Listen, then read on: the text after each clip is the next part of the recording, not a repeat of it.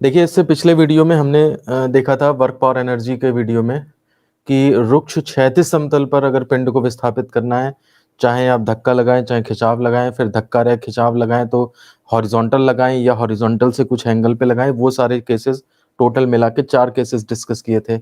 Same यही काम अब हमें करना है नत समतल पे। अब आप ध्यान रखिए, नत समतल का डायग्राम आने पर थोड़ी कॉम्प्लिकेशंस और बढ़ जाती हैं, क्योंकि हमारे वेट के भी कंपोनेंट होने लगते हैं। एमजी के component MG cos theta, MG sine theta होने लगते हैं। ठीक है ना? तो चीज़ें थोड़ी और कॉम्प्लिकेटेड होने लगती हैं। तो वो जो हमने पिछला वीडियो देखा, वो करा, उसमें की जो प्रैक्टिस है वो आपकी यहाँ पे काम आएगी और यहाँ के जो ज़्यादा कॉम्प्लिकेटेड सिचुएशंस हैं उनको भी आप आसानी से हैंडल कर पाओगे। तो केस यहाँ पे है पार्ट 1 पहले। पार्ट 1 है कि जब बल नत समतल के समांतर लगा हुआ है। मतलब कहने का ये है कि हमारे पास ये नत समतल लगा हुआ है, रखा हुआ है और इस थोड़ा ज़्यादा ही इंक्लाइंड बन गया ये, थोड़ा सा कम इंक्लाइन कर देते हैं और इसके ऊपर ये बॉडी हमने रख दी। तो बॉडी रखने पर क्या होगा वो तो पहले आप देख लो जरा।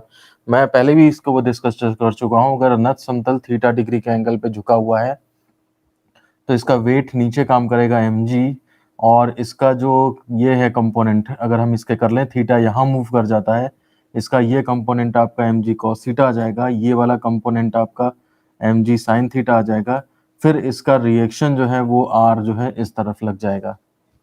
अब चूंकि इसके ऊपर फोर्स लग गया है और अगर इसके अंदर फ्रिक्शन भी है तो उस केस में इसके अंदर चलने की टेंडेंसी भी हो जाएगी। ठीक है ना? तो खैर वो तो बात अलग की है। अब इसके अंदर जब फोर्स नत समतल के समांतर लगा है, मतलब आप फोर्स नत समतल ये है इसी के समांतर, मतलब ऐसे धक्का दे रहे हो तो इस तरह हो जाएगा, खिंचाव है तो वो उस तरह से हो जाएगा, जैसे आप करना चाहो। तो और एक ये पार्ट 1 चलेगा। पार्ट 2 में क्या चलेगा? नत समतल के समांतर नहीं बल्कि नत समतल से भी कुछ एंगल पे लगा है फोर्स, तो उसके अंदर फिर 2 केस आ जाएंगे, धक्का है या खिंचाव है या जो भी है। ठीक है ना? तो वो उस हिसाब से उसमें के अंदर केस बन जाएंगे। ठीक है ना?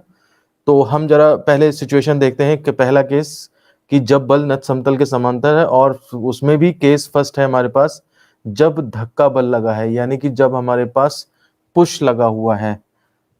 ठीक है ना? तो धक्का बल लगा है तो उस केस में अभी पहले आप ये डायग्राम बना लीजिए, फिर मैं इसके अंदर समझाते हुए दूसरी चीजें इंक्लूड करता हूं इसके अंदर, तो ये जाके डायग्राम थोड़ा कॉम्प्लिकेटेड हो जाएगा। तो पहले आप इतना बना लीजिए।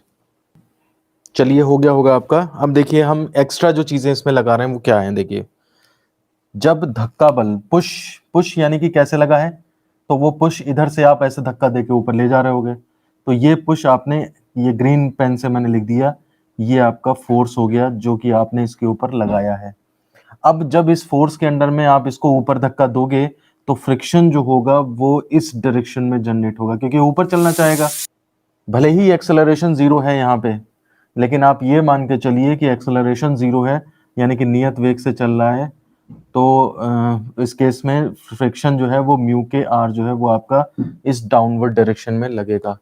तो धक्का बल एफ हो गया और फ्रिक्शन जो है आपका वो म्यू के आर हो गया। तो इस केस में जो है हम क्या करेंगे, अब कैलकुलेशंस करना स्टार्ट करते हैं। आर जो है आपका एम जी कॉस थीटा हो जाएगा।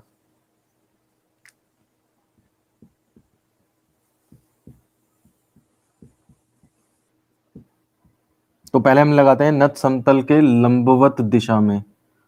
तो नत समतल के लंबवत दिशा में देखिए आर जो है वो आपका एम जी कॉस थीटा के बराबर होगा, इक्वेशन नंबर फर्स्ट।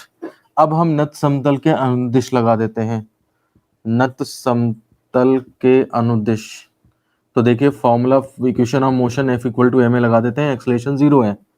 अब रिजल्टेंट फोर्स कितना होगा, तो देखिए एफ इधर की तरफ है, बाकी वो दोनों एम जी साइन थीटा और mu Q R opposite direction में है। तो मैं लिख देता हूं F minus M G sine theta minus mu K R is equal to M into zero. ध्यान से देखिए आप, एम जी साइन थीटा और म्यू के आर दोनों अपोजिट हैं। हाँ, तो देखिए F minus M G sine theta minus mu K R is equal to M into zero, और यानी कि वो जीरो हो गया। यहाँ से देखिए अब एफ निकाल लेते हैं, तो एफ इज इक्वल टू हमारा हो जाएगा कितना, M G sine theta plus mu K R. R की वैल्यू थोड़ा सा ये यहाँ से डाल दें, एम जी कॉस थीटा। ठीक है ना?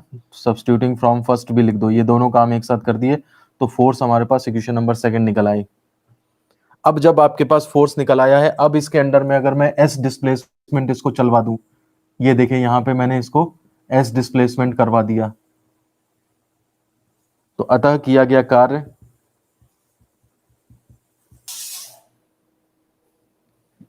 तो देखिए किया गया कार्य कितना हो जाएगा, W is equal to F S cos theta होता है। यहां पर क्या है, जिधर फोर्स है उसी डायरेक्शन में डिस्प्लेसमेंट है, तो कॉस क्या हो जाएगा, वो आपका 0 हो जाएगा। तो हम इसमें लिख देंगे एफ एस कॉस ऑफ 0, यानी कि सिर्फ एफ एस बचा और एफ की वैल्यू जो ये सेकंड में आई है वो डाल देंगे। देखिए एक बार फिर से देख लीजिए इस कैलकुलेशन को।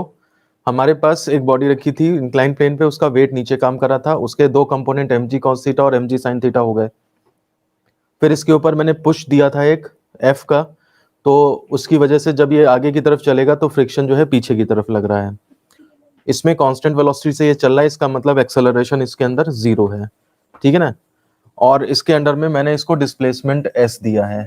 ये तो हो गई डायग्राम की बातें। रिएक्शन आपका एम जी कॉस थीटा के बराबर हो जाएगा। तो सबसे पहले मैंने क्या किया, रिएक्शन की वैल्यू निकाली एम जी कॉस थीटा, वो यहाँ पे लिख दी। उसके बाद नत समतल के अनुदिश मैंने motion discuss F equal to M A से, तो एक्सेलरेशन 0 था तो वो मैंने वो 0 पुट कर दिया। और फोर्स कितना था, तो देखिए ये इधर लग रहा था और दोनों अपोजिट में लग रहे थे, तो एफ और दो अपोजिट में माइनस कर दिए हमने और इज इक्वल टू 0 हो गया। इसके अंदर ये इन दोनों को उधर ले गए आप, और म्यू के की वैल्यू जो है वो एम जी कॉस थीटा डाल दिया आपने, और इस तरह से मेरे पास फोर्स निकल आया। जब फोर्स आ गया तो वर्क डन के लिए क्या चाहिए, हमें तो कार्य चाहिए ना, तो वर्क डन के लिए फोर्स इनटू डिस्प्लेसमेंट चाहिए, एफ एस कॉस थीटा होता है वैसे तो एफ और एस, एफ ये निकला है, एस वो रख देंगे, ठीक है ना, एस डिस्प्लेसमेंट दिया है और एंगल इनके बीच में क्या है, तो जिधर फोर्स है उधर ही डिस्प्लेसमेंट है, इसका मतलब एंगल 0 है, तो मैंने कॉस 0 पुट करके और यानी कि 1 हो गया, तो केवल एफ एस बचा। अब हम इसमें एस एफ की वैल्यू ये जो सेकंड में आई है ये पुट कर देंगे। तो मैं थोड़ा सा इधर की तरफ कर देता हूँ इसको, केवल लैंग्वेज मिटाता हूँ और यहाँ पे लिख देता हूँ सब्स्टिट्यूटिंग f फ्रॉम सेकेंड, तो W इज इक्वल टू हो जाएगा एफ एस, यानी कि f की वैल्यू हो गई, ये पूरी की पूरी मैंने f की वैल्यू डाल दी और इंटू s इसमें और लगा दिया, mg कॉमन ले ली तो mg s कॉमन ले लिया, s बाहर था ही mg और ले लिया, तो अंदर बचेगा sign theta plus mu K cos theta. ये आपके पास वर्क डन का फॉर्मूला आ जाता है। तो जैसे हमारे पिछले वीडियो के 4 केसेस थे, हर एक बार हमने फोर्स निकाला और फिर वर्क के लिए एफ एस कॉस थीटा लगाया, सेम वही चीज है, हमने फोर्स निकाला और वर्क के लिए हमने एफ एस कॉस थीटा लगा दिया। बस सिचुएशन किस तरह से डिस्कस करनी है, फोर्स कैसे लग रहे हैं, तो ये डायग्राम बस बनाना आना चाहिए, बिना डायग्राम के तो ये डेरिवेशंस की कल्पना भी नहीं करी जा सकती। देखिए नेक्स्ट केस पे चलते हैं। पार्ट 1 था हमारे पास, जब बल नत समतल के समांतर है, तो समांतर तो रहेगा खैर, लेकिन केस हमारा बदलेगा थोड़ा सा। केस सेकंड, जब धक्का नहीं है, अब खिंचाव बल है, और ये खिंचाव बल जो है वो पुल का है, ठीक है ना। और खिंचाव बल में फर्क क्या आएगा, देखिए कोई फर्क नहीं आएगा, ये जो बस आप एफ यहां लगा रहे हो ना, इसकी पोजीशन बस बदल दोगे और इसको इस तरफ कर दोगे कि हम इसको खींच रहे हैं, बाकी इसकी डायरेक्शन वैल्यू कुछ फर्क नहीं पड़ता, ठीक है ना। तो आप फिर से यही चलाओगे, आर इक्वल टू फिर से एम जी कॉस थीटा हो जाएगा, चलेगा भी उधर तो फ्रिक्शन भी वैसे ही लगेगा, नत समतल के अनुदिश F equal to M A वही लगा दोगे, केस बल की फोर्स भी बिल्कुल वही आ जाएगा, वर्क डन भी बिल्कुल वही हो जाएगा, और ये इस तरह से आ जाएगा। तो इस केस में धक्का या खिंचाव में कोई फर्क नहीं पड़ता है।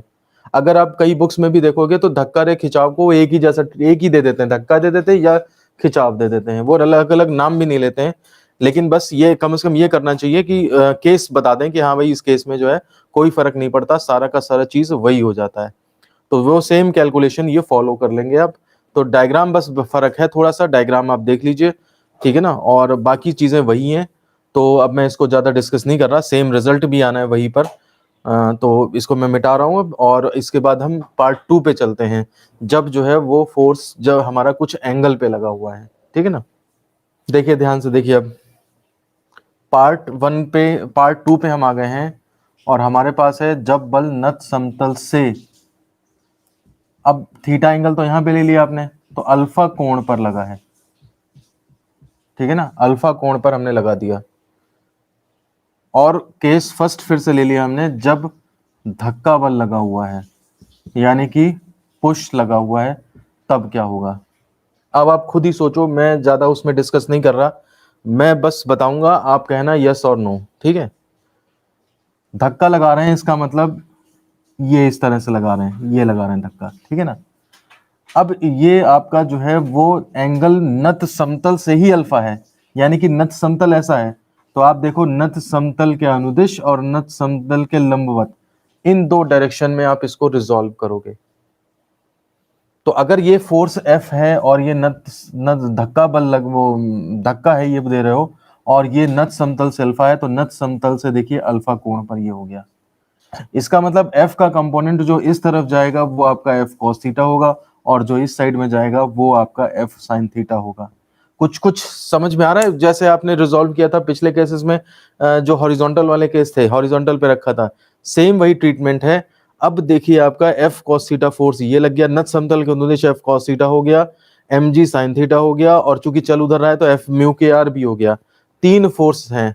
अच्छा, उसके नत समतल के लंबवत दिशा में देखिए आर के अपोजिट में F sin थीटा और साथ ही साथ mg cos थीटा।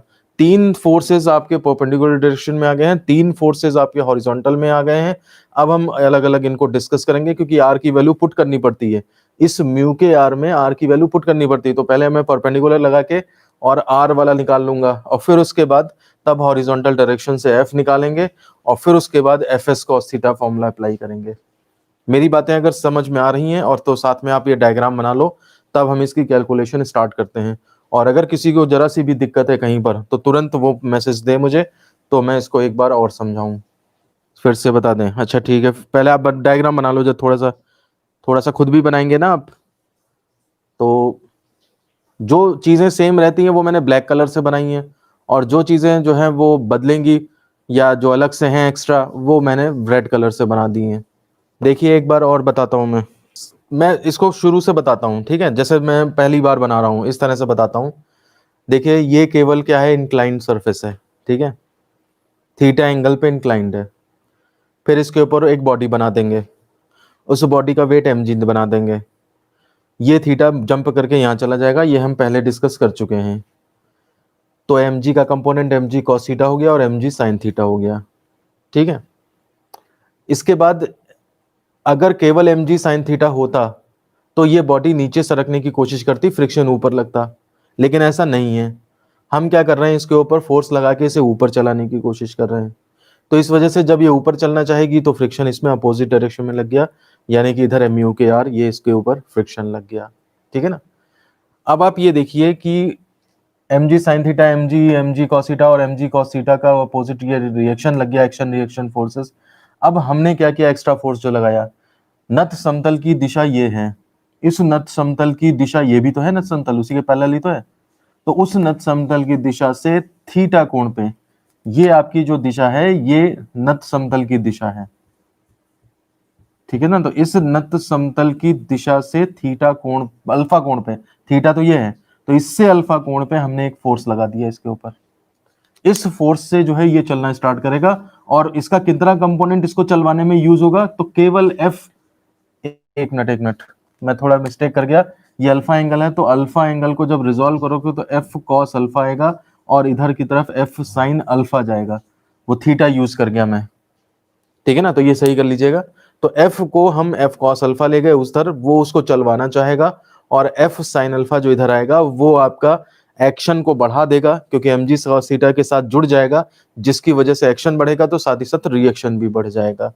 ये पूरा कंप्लीट डायग्राम है, और इस फोर्स के अंडर में फिर एस डिस्प्लेसमेंट करवाया है मैंने, तो बॉडी यहाँ पहुंची है, मुझे वर्क चाहिए, यानी कि एफ एस कॉस थीटा चाहिए। और दूसरी बात यहाँ पर ये देख लीजिए, कांस्टेंट वेलोसिटी से बॉडी ऊपर जा रही है, इसका मतलब एक्सेलरेशन 0 है। क्लियर हुआ कुछ डायग्राम? तो सबसे पहले हम नत समतल के लंबवत दिशा में काम कर रहे हैं, आर और रिएक्शन वगैरह का हिसाब किताब कर देते हैं। देखिए हम क्या करेंगे, सबसे पहले मैं लिखता हूं नत समतल के अनुदिश, नहीं अनुदिश नहीं, नत समतल के लंबवत दिशा में, यानी कि इस डायरेक्शन में। तो आर और वो दोनों उधर की तरफ है, तो R is equal to mg cos theta plus F sine alpha. ये क्वेश्चन नंबर फर्स्ट, इसकी जरूरत फ्रिक्शन में पड़ेगी जा करके। अब नत समतल के अनुदिश चल दीजिए, तो नत समतल के अनुदिश F equal to M A से तो देखिए फोर्स कौन सा है, एफ कॉस अल्फा आगे खींच रहा है, बाकी दोनों तो पीछे हैं। तो F cos alpha minus M G sine theta minus mu K R is equal to M into zero. Acceleration zero है, ये वाली टर्म ये है, बाकी फोर्स टोटल ये है। अब आप इनको इधर ले जाइए, तो F cos alpha is equal to हो जाएगा M G sine theta plus, और म्यू के आर में म्यू के और आर की वैल्यू भी डाल दीजिए, M G cos theta plus F sine alpha. ये आपका एफ कॉस अल्फा हुआ, यहां से आपका एफ निकल आएगा। ये मैं उधर भी ले गया हूं और साथ ही साथ फर्स्ट से वैल्यू भी, आर की वैल्यू भी डाल दी है, ये वाली वैल्यू जो है वो यहाँ पे पुट कर दी है जा करके। और मुझे वास्तव में ले नहीं जाना चाहिए था, अभी देखिए एफ अंदर है यहाँ पे, ये भी कॉमन मिलेगा ना यहाँ पे, तो इसलिए आप ना ही ले जाते तो सही रहता है। F cos alpha minus M G sine theta minus mu K R, बस इतना इक्वल टू जीरो रखो इसको। ये केवल मैंने सब्स्टिट्यूटिंग फ्रॉम फर्स्ट किया है। अब देखिए एफ आपका एक तो यहाँ है और दूसरा आपका एफ यहाँ है, तो इन दोनों एफ को कॉमन लीजिए, एफ कॉस अल्फा और ये क्या होगा minus mu K sine alpha, minus mu K sine alpha is equal to, ये दोनों चीजें उधर भेजिए, M G sine theta plus mu K M G cos theta. यहाँ पे बस एम जी कॉमन ले सकते हो, बस इतना है ये, बाकी एफ नीचे चला जाएगा, ये नीचे चला जाएगा, तो एफ इक्वल टू हो जाएगा M G common sine theta plus mu K cos theta divided by, ये इधर से आया cos alpha minus mu K sine alpha. ये क्वेश्चन नंबर सेकंड आ गई। जरा कंप्लीट करिए इसे, कंसेप्ट वाइज चलेंगे तो आपको बिल्कुल नया नहीं लग रहा होगा। एक इक्वेशन वर्टिकल डायरेक्शन में बनाई जाती है जिससे आर आ जाता है, एक इक्वेशन दिशा के अनुदिश बनाई जाती है जिसमें F equal to M A लगा करके फोर्स निकलता है, फिर फोर्स जब निकल आता है तो W is equal to F S cos theta लगा दिया जाता है। सिंपल से कंसेप्ट हैं। तो अब जब फोर्स आ गया है तो वर्क डन कैसे निकलेगा, मुझे इस कैलकुलेशन की दोबारा जरूरत पड़नी है, ठीक है ना। मैं इसको थोड़ा सा इधर करता हूं, थोड़ा सा मैनेज करिए आप। हेंस वर्क डन, तो हेंस वर्क डन के लिए क्या करेंगे आप, W is equal to F S cos theta, यानी कि F S cos of theta क्या है, देखिए फोर्स, ये फोर्स है, ठीक है, फोर्स आपका किधर है, ये है, और डिस्प्लेसमेंट किधर है, ये है, नत समतल के अनुदिश। तो नत समतल यानी कि ये, और फोर्स ये है, यानी कि बीच का एंगल क्या हुआ, अल्फा, तो यहाँ पे कॉस अल्फा आ जाएगा। अब एफ की वैल्यू बस उसमें डाल दीजिए, तो ये हो जाएगा आपका सब्स्टिट्यूटिंग फ्रॉम सेकेंड, तो आप रख दोगे इसके अंदर W is equal to F S, यानी कि M G sine theta minus plus mu K cos theta divided by cos alpha minus mu K sine alpha and into S cos alpha. इसमें आप और अच्छा देखने के लिए दो काम कर सकते हो, कॉस अल्फा नीचे ले जाके डिवाइड मार दो और साइन थीटा ऊपर से जबरदस्ती कॉमन ले लो, तो ये चीज आपकी जो बन जाएगी, मैं इसको यहां पे लिखता हूं, ठीक है ना, ये W इज इक्वल टू बन जाएगा एम जी एस भी लगा लो साथ में, M G S sine theta, और अंदर बनेगा आपका साइन थीटा कॉमन ले लिया, नहीं साइन थीटा क्या, कॉस थीटा लो common, cos M G S cos theta common लिया तो अंदर बनेगा tan theta plus mu K, tan theta plus mu K and divided by cos alpha नीचे ले जाओ तो one minus mu K tan alpha. ये आपके पास जो है वो पूरा वर्क डन का फॉर्मूला आता है। भाई ऐसा है ना कि थोड़ा कॉम्प्लिकेटेड फोर्सेस हैं तो कॉम्प्लिकेटेड कैलकुलेशंस तो होंगी, थीटा भी इन्वॉल्व है, एक तो आप पहले ही झुकाए हुए हो, ऊपर से फोर्स और झुका दिया आपने, तो मत थीटा अल्फा ये सब इस तरह से इसमें घुस गए हैं। लेकिन देखिए आप कैलकुलेशंस जो है कहीं भी ऐसा नहीं है, हो सकता है देखने में लेंदी लगे लेकिन टफ नहीं है। ये चीजें मतलब कॉम्प्लिकेटेड कही जा सकती हैं और लेंदी कही जा सकती हैं, लेकिन टफ नहीं कही जा सकती हैं अगर आप कॉन्सेप्ट्स पे अपने स्टिक हो। अदरवाइज अगर बिना कंसेप्ट के आप देखोगे तो आपको कुछ भी नहीं समझ में आएगा, कि एक लाइन से आगे नहीं बढ़ पाओगे आप। तो इसको कंप्लीट करिए। अब देखिए अब लास्ट केस पे हम चल रहे हैं। पार्ट 2 तो चलेगा जब बल नत समतल से अल्फा कोण पे है, लेकिन अब की बार धक्का बल नहीं है बल्कि खिंचाव बल है। खिंचाव है हमारा, यानी कि पुल है, ठीक है ना। और डायग्राम देखिए, मैं समझाता हूं आपको फर्क क्या पड़ेगा। जैसे पिछले वीडियो में देखा था हमने कि एफ साइन अल्फा नीचे की तरफ लग रहा था, वो नीचे की तरफ ना लग के उल्टे में लग जाएगा। तो डायग्राम कैसे बनेगा आप समझ लो, बस बाकी इस चीज को खुद करिएगा। मैं बताता हूं आपको। यहाँ पे ये जगह साफ कर लीजिएगा, इधर मत लिखिएगा ये सब चीजें जो भी लिखी थी, ठीक है ना। यहाँ पे ही एक्चुअल डायग्राम बनेगा। देखिए क्या बनेगा।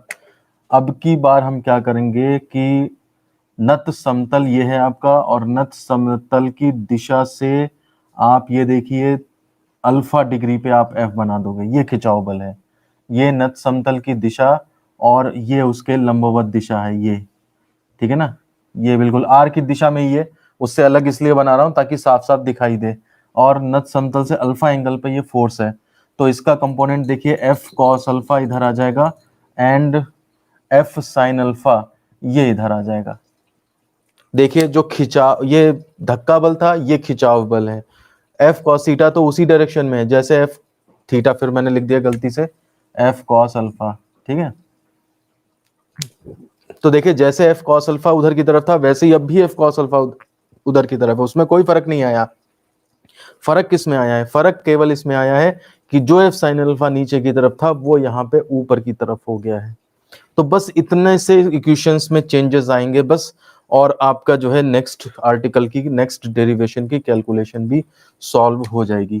केस सेकंड जो है वो जब खिंचाव बल लगा है, तो इस डायग्राम में आप ये वाली नई चीज बनाएंगे और वो जो पुरानी चीज थी उसे हम हटा लेंगे, तो हमारा ये नया डायग्राम कंप्लीट हो जाएगा।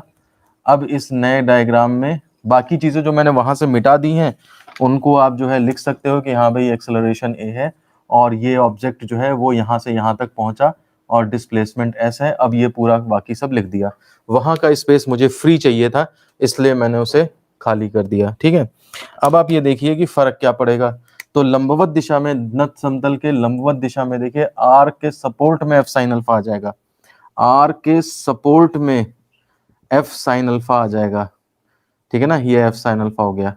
तो अब यहां से अगर आप आर निकालोगे तो आर की वैल्यू हो जाएगी M G cos theta minus F sine alpha. ये आपका इक्वेशन फर्स्ट बनेगा। और जब इस आर की वैल्यू आप इस इक्वेशन में पुट करेंगे यहाँ पे आर की वैल्यू, तो यहाँ पे आपका प्लस की जगह माइनस आएगा। तो जब आप इसे खोलेंगे यहाँ पे तो ये माइनस और माइनस यहाँ पे जब है, देखिए एफ कॉमन लिया है ना हमने, तो ये माइनस माइनस जो है यहाँ पे प्लस बन जाएगा। ये बस फर्क आएगा, नीचे भी आपका जो है वो प्लस ही बनेगा। और इस वजह से यहाँ भी देखिए जब हम W निकालेंगे तो नीचे प्लस आएगा और यहाँ भी आंसर में प्लस आएगा। और इस तरह से आपका नेक्स्ट डेरिवेशन भी कंप्लीट हो जाता है। देखिए कंसेप्ट्स क्लियर हैं बिल्कुल, आपने देखा माइन्यूट फर्क है बस दोनों डायग्राम्स में डायरेक्शन में, और उस डायरेक्शन की वजह से चूंकि कंसेप्ट्स क्लियर हैं आपके, इसलिए आपने एकदम से उसकी कैलकुलेशन में क्या फर्क पड़ेगा आपने सोच लिया। नहीं तो जल्दी से अगर किसी को दोनों डायग्राम दिखा दिए जाएं, पिछला वाला और ये वाला, तो वो यही नहीं पता कर पाएगा कि वो उसमें उसमें हुआ क्या, फर्क ही नहीं पता कर पाएगा। जैसे अखबार में नहीं आते अंतर पहचानो 10 क्वेश्चन दे 10 अंतर पहचानो इस डायग्राम और इस डायग्राम में, सेम अगर हल्की नजर से देखो तो आपको एक ही दो अंतर नजर आएंगे, लेकिन उसको जितना ध्यान लगा के देखते हैं तब उसमें और अंतर पता लगते चले जाते हैं। सेम चीज यहाँ पर है, जितनी बारीकी से आप पढ़ेंगे, जितना कंसेप्ट के साथ आप पढ़ेंगे, उतना ही आपको एडवांटेजेस मिलेंगे यहाँ पे। तो इस तरह से हमने ये जो आज ये वीडियो देखा, इसमें नत समतल पे अगर हम खिंचाव या धक्का लगाते हैं, और चाहे नत समतल के अनुदिश लगाएं या फिर उसको हम नत समतल से कुछ एंगल पे लगा दें, तो किस किस तरह से वर्क डन के केसेस होते हैं, ये पूरे के पूरे केसेस सिलेबस में है हमारे। इनके ऊपर न्यूमेरिकल भी आ सकते हैं, लेकिन वो तो तब हो पाएंगे जब आप ये केस करना सीखोगे। बिल्कुल सेम यही प्रोसीजर आपको न्यूमेरिकल्स में अगर आते हैं तो उनमें अप्लाई करना होगा। बस उसमें यह है कि कैलकुलेशंस हो जाएंगी, एंगल इस तरह से दिए होंगे कि आपके एकदम से कैलकुलेट होकर के आंसर आने लगेंगे।